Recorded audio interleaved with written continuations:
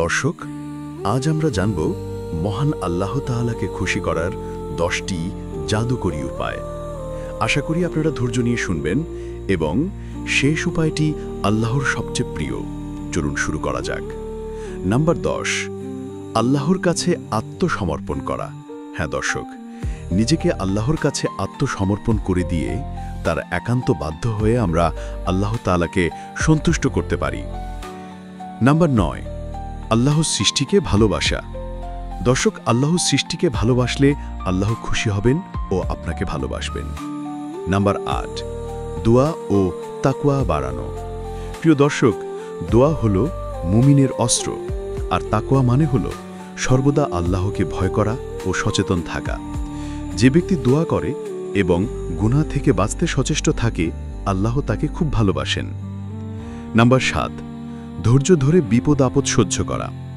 জীবনে বিপদ আসবেই, তবে যে ধৈর্য ধরে আল্লাহর উপর ভরসা রাখে, আল্লাহ তার প্রতি বিশেষ রহমত বর্ষণ করেন।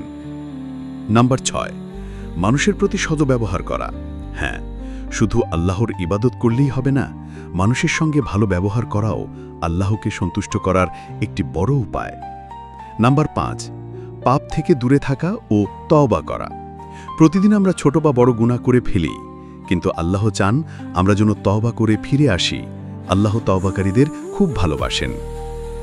নাম্বার 4, রাসূল সাল্লাল্লাহু আলাইহি ওয়াসাল্লামের উপর বেশি বেশি দুরূদ পাঠ করা।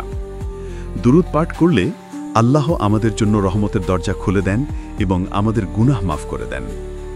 নাম্বার 3, যাকাত ও সাদকা প্রদান করা। দর্শক, আপনি যদি আপনার ধন সম্পদ থেকে গরিবদের হক আদায় করেন, তাহলে তা আল্লাহর রাস্তায় খরচ করার মাধ্যমে আল্লাহকে সন্তুষ্ট করা সম্ভব। নাম্বার 2, কোরআন তিলাওয়াত করা এবং অর্থসহ বোঝার চেষ্টা করা। আল্লাহর কথা বুঝে পড়লে তা হৃদয়কে নরম করে দেয় এবং আল্লাহর ভালোবাসা অন্তরে স্থান পায়। এবং এখন সময় এসেছে সেই বিশেষ উপায়ের। নাম্বার 1, নামাজ খুজু এবং মনোযোগের সাথে আদায় করা। প্রিয় ভাই ও বোনেরা, নামাজই হলো জান্নাতের চাবি। যারা মন দিয়ে ভালোবাসা নিয়ে নামাজ পড়ে, আল্লাহ তাদের সবচেয়ে বেশি ভালোবাসেন। আল্লাহ আমাদের সবাইকে এই 10টি গুণ অর্জনের তৌফিক দান করুন। যদি ভিডিওটি ভালো লেগে থাকে, তাহলে শেয়ার করুন, যেন অন্যরা জানে কিভাবে আল্লাহকে খুশি করা যায়। জাযাকাল্লাহু খাইর।